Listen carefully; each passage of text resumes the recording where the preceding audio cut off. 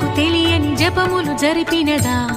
మురళీ సఖీ వెనుకటి బ్రతుకున చేసిన పుణ్యమిదా తనువును నిలువున తొలిచిన గాయములే